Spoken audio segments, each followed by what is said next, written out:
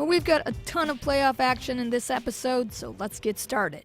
So after a long break from the regular season, the Raiders would look more than ready to tip off at home for the Division I South first-round matchup with the Bridgewater Raynham Trojans. Earning the number 5 seed in a spectacular 18-2 season took a lot of effort and unselfish teamwork for this Raider team to get here. With the Raiders wanting even more and a packed crowd of Raiders fans ready to cheer them on, visiting Trojans would learn firsthand just how dominating defense is. Halfway through the first quarter, Bridgewater Raynham is only down 9-4 after Leo Sperling nails a perimeter shot in the corner. But that doesn't last long as Wellesley starts to kick it into high gear in transition. Off a Leo Sperling pass, Emily Cronin takes the contact and still makes the basket. Emily Cronin would then swing it out to an open Leo Sperling. Sperling would drain it. And Wellesley would end up owning this opening quarter, leading 16-4 as we head into the second. So the second quarter opens up and Raiders still have not let up that intensity, getting 6 quick points. And as that team defense takes advantage of some Trojans' mistakes, the Trojans also help out, creating some turnovers of their own. Watch here as Kelly Page is too strong on the inbound pass. Katie Williamson doesn't hesitate, taking the loose ball, banks it in. Seconds after that, Leo Sperling disrupts his pass, and Sperling connects on another 2 points in transition, as Wellesley keeps running all over Trojans' defense, or lack thereof. And again, Raiders build a double-digit lead that forces a timeout by Bridgewater Raynham. 22-11 is the score. Closing out this fast-paced second, the Raiders would easily take a halftime lead of 29-13. Looking to make any adjustments and somehow create positive points to chip away at this 16-point deficit, Bridgewater Raynham looks to their captains. And a quick 3 here by Jessica Town helps, and on this fast break, Kelly Page's bounce pass finds Elise McGovern. McGovern steps back and sinks in another tray. And within just a few seconds, that Wellesley lead is now 10. And so Raiders take a timeout this time. But the Raiders always seem to find ways to make any opponent's momentum disappear. And right here, off a Katie Williamson miss, Emma Ivy brings down the offensive rebound and finishes it with the putback, and Wellesley 31-19 advantage. That would help Raiders switch back the control here, as a 16-2 run in this third is sparked by Leo Sperling and Dorian Cohen, and finished by great points off this deep bench. As Kelsey Zarro with the perfect pass dishes it ahead to Nicole Beckett, whose basket gives Wellesley the largest lead of the night so far at 20. Minutes later, though, Kelsey Zarro again finds Nicole Beckett, and again, Beckett with a sweet finish, and change that to now the biggest lead here, as Wellesley is just dominating this game. Brooke Guifrey then behind the 3-point arc fakes it and drives to the lane instead, and with a great move finishes with a fantastic layup. And with one more quarter to go, Raiders are in command here, 45-21. Quick points here by Caroline Sullivan and then Leo Sperling in this fourth would help solidify this big lead. And Bridgewater Raynham has no chance of erasing this deficit. In the first few minutes of this game, the Trojans held a 2-point lead, but turning over the ball 22 times for 16 Raiders points quickly smashed any hopes of a comeback for Bridgewater Raynham. Wellesley easily rolls over the Trojans, and once again have many players in the scoring column, as Leo Sperling's 16 points would help lead the team, along with 13 by Dorian Cohen. And Wellesley moves on to the quarterfinals, as this time they will be on the road, fighting for that upset as they face the number 4 seed, Attleboro.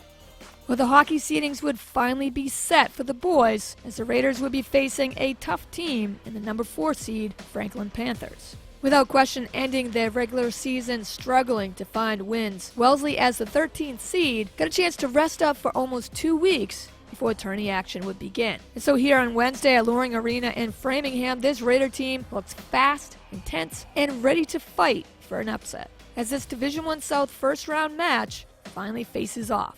Hard hits would come in this game already in the opening period, as you can just tell it's the playoffs here on the ice. So the Panthers strike first on this breakaway as Adam Assad dekes and buries the backhander into the net. Just like that, Franklin is up 1-0. Early into the second we go, Franklin still has the 1-goal advantage.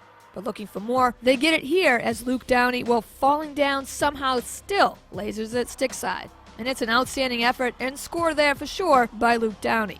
Fortunately, that puts the deficit to 2 goals for Wellesley. But if you think that 2-0 Franklin lead would be the dagger here for Wellesley, well, think again. The fight you see in this team the next period and a half is just incredible. As Wellesley looks to keep Franklin's scoring in check, the post thankfully helps out here twice actually on this Jeremy Miller wrister try. So with the score still 2-0 Panthers on this defensive end faceoff, Zach Doughty collects the loose puck and with speed and with a ton of determination gets past Panthers defenders, just buries it past Nicholas Duzinski. What a clutch goal by Zach Doughty, as that's exactly what these Raiders needed, just the right time. And we've got a game here for sure. In this third, to say this period is intense, well, that would clearly be an understatement. As the Raiders, desperate to force this game into overtime, harass Nicholas Duzinski with shot after shot. On this fantastic sprawling Andrew Johnston save here, Franklin gets called for a penalty after a defensive wall of Raiders makes sure Franklin does not get a second chance on a loose puck. So a late shoving call results in a key Raiders power play right here. Unbelievable as these next 3 minutes keep you on the edge of your seat. Carter Huff with the try, Duzinski with the stuff. Carter Huff then to Owen O'Connor, no good. Nathan Brown's wrister, denied. Then with under 20 seconds to go, so close. But unfortunately, no score. And somehow, some way, Franklin pulls away with the victory. Extremely tough for these Raiders as they fought so hard and made a number 4 seed have to play like the number 1 instead. All game, just to barely escape with a final 2-1 win. It was an impressive fight by Wellesley that, in the end, fell just short. It would be a season to be proud of, especially for the 7 seniors who made an undeniable impact, not just in this season, but the 4 years they got that chance to play in a Raiders uniform. Thank you to Andrew Johnston, David Rourke, Sean Cox, Billy Garante, Griffin Morgan, Kevin Ward, and Carter Huff for the awesome memories we were all fortunate to watch. Final here, Franklin 2, Wellesley 1. So after easily taking care of Bridgewater Raynham, the Raiders girls basketball team would be on the road to take on the number 4 seed, the 21-2 Attleboro Bombardiers. Wellesley, coming in as the number 5 seed at 19-2, are definitely not the underdogs here. And this team is definitely not intimidated facing this Attleboro team on their own home court, as this Division I South quarterfinals gets underway. Captain obvious here, but Raiders offense is just on fire in these key opening minutes here in the first. Emily Cronin wastes no time draining the baseline J, and then Emma Ivy nails it from downtown. After a hard-fought offensive rebound by Emma Ivy gets the ball to Dorian Cohen, Cohen finds herself open and banks it in, and Wellesley's 9-0 run to start this opening quarter, without question, sets the tone. No surprise as Raiders' defense is in top form yet again. That stifling D creates points on the other end as Leo Sperling dishes it to Dorian Cohen for the nice finish. And after Attleboro's 1,000-point scorer Emily Holt sinks in this tray, the first goes to Wellesley with an 11-5 lead. And after a very defensive turnover-riddled second goes by with a 15-10 halftime advantage for the Raiders, we open up this fast-paced third. Right away, Katie Williamson in transition finds herself free inside the paint and banks in an important 2 points here as Attleboro kicks in a 6-0 run, and it gets kickstarted right here on a great up and under move by Sarah Deo, who finishes with the basket. And then Emma Vlashy takes the Emily Holt bounce pass and drains it baseline. Suddenly, Wellesley is only up 17-16. After a much-needed Dorian Cohen shot makes it 19-16 Wellesley, Emma Vlashy again drives in the paint. Once again, 1 point is all that stands between these two teams. That is until Emily Cronin changes it. Kelsey Zarro swings it ahead and Cronin drains the jumper, 21-18 Raiders, and we've got a timeout on the floor. With just over a minute left to play in this third, Raiders would make the key shots here. As Caroline Sullivan, deep 2, no problem. Then off a missed 3, Emily Cronin sneaks into the paint, crashing the boards, banks in the clutch putback. And that is the end of the third, as Raiders have that same momentum like they did in the first. With 1 quarter left, Raiders lead 25-20. Kelsey Zarro would be that spark off the bench here in this fourth, draining a deep tray. And then without hesitation driving to the hoop, Zarro sinks in the floater, and it's 30-23 Wellesley. And just when Wellesley is looking for more to widen the lead, who's there but Emily Cronin? As this 3 rolls out, hits glass, falls in. And Raiders have their largest lead of the night, 33-23. And this game is quickly slipping away from Attleboro. Junior Saradeo would be the only bright spot here for Attleboro, as this bucket still keeps them in the game somewhat, now down 35-27. But again, their 1,000-point scorer in Emily Hull can't do anything, as Emily Cronin's suffocating defense holds hold to one field goal in the second half and forces shots like this well short. It's hard to come back when your star player is single-handedly taken out of the game by in-your-face defense. Or should I say, defense. Kelsey Zarl then with a wide-open lane to the hoop, banks in two more with that basket. This game starts to pull away even further, as Zarl in this fourth quarter is just huge. Wellesley once again leads by 10, 37-27. When you're trying to come back from a deficit, this fast break uncontested layup by Saradeo that she point-blank misses is huge, as it could have cut that deficit to single digits again. But instead, Kelsey Zarl scores her 10th point of the quarter on this deep downtown dagger. Did I mention again how key she was off the bench? And with just over a minute left to play, Attleboro is down 40-30. And I think it's safe to say this game is officially over. So the last few seconds of this fourth finally tick away, and Raiders on the road out-hustle, outplay, and defense dominated once again. Raiders from the opening first 2 points scored never gave up their lead all game. That is impressive in itself. Behind 11 points and 8 rebounds by Emily Cronin and Kelsey Zarl's 10 points off the bench, it's on to the next game. To the semifinals we go. Bring on Braintree, as it's a final here.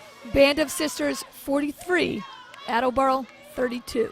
So after waiting the longest for their own first round action, girls hockey would finally get their chance to shine at home as they face the Leominster St. Bernard Blue Devils. With this Raider team clearly focused on this one game and one game only, any hopes that Leominster may have had of coming away with an upset would be quickly crushed.